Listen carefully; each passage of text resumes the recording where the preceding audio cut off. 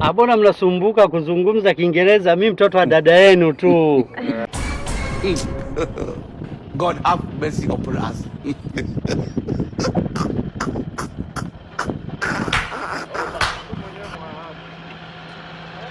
How are you? Fine, how are you? I'm fine.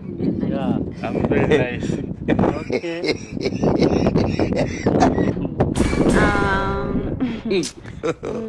God have mercy upon us. You need to go there.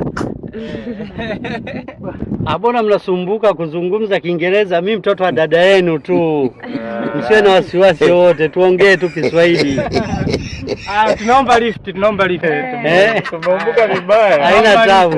Tunaomba lift. Twendeni, haina taabu. Asanteni.